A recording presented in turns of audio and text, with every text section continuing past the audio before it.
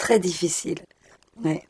C'est un âge où ils sont très difficiles, très différents d'un jour à l'autre et très difficile d'avoir des réponses. Ce qui est difficile, c'est qu'ils posent pas beaucoup de questions, justement. C'est qu'il faut aller à la pêche des questions d'abord. Quand elles sont formulées, c'est difficile d'y répondre. Des questions sur comment on grandit, sur comment on passe cette période d'adolescence, qui est une période pour certains plus facile que pour d'autres.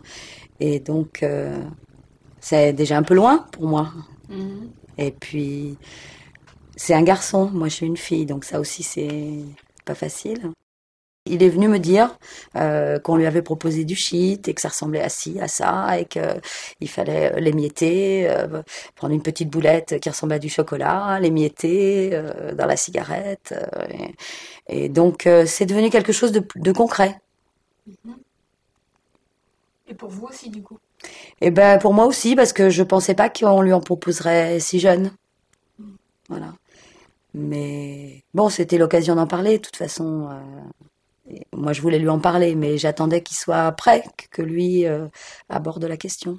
Je crois que ce côté diabolisation et interdit, euh, peut-être rend rend le produit ou rend la prise de produit plus euh, plus attractive pour eux, le fait que ce soit totalement interdit, etc. Enfin, quand c'est présenté comme ça, je pense qu'à cet âge-là de l'adolescence, au contraire, justement, on veut pousser toujours plus loin en bravant les interdits. Et donc, je voulais lui en parler pour qu'il sache que, bon, il y avait différents types de produits, des choses plus ou moins dangereuses, des choses qu'on pouvait consommer occasionnellement sans pour autant devenir ni malade, ni fou, ni... Voilà.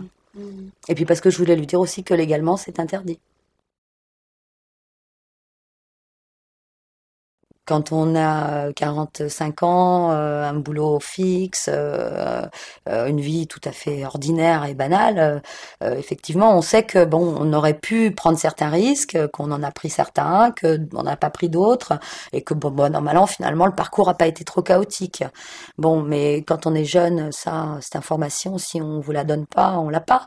S'ils savent pas que les parents, eux aussi, sont passés par des doutes, des interrogations, des essais de choses. Bon, je crois que les parents disent pas assez, qu'eux aussi sont passés par là. Il faut qu'ils puissent en parler. Je crois que ça doit être souvent ça dans les familles. C'est que souvent, ils doivent avoir des difficultés à en parler par peur de se faire gronder, interdire certaines fréquentations, peut-être aussi. C'est important leurs copains, donc il y a ça aussi qu'ils veulent préserver. Donc, ouais, il faut pouvoir les écouter. Les copains, c'est une source d'information, mais c'est pas suffisant. Il faut leur conseiller d'en parler à des adultes. Je me dis que peut-être si, en grandissant, il est de plus en plus confronté à la prise de produits, peut-être qu'il en parlera. Peut-être que s'il sent une écoute qui n'est pas une écoute qui condamne systématiquement, il en parlera plus forcément. Donc il pourra, en parlant, obtenir de l'aide, que ce soit à moi ou à d'autres. Hein. C'est pas, j'ai pas spécialement envie qu'ils viennent me poser à moi toutes les questions. Mais en même temps, ça lui permettra justement d'avoir pu poser ces questions aux jeunes, de pouvoir continuer à poser des questions. Je pense, enfin j'espère.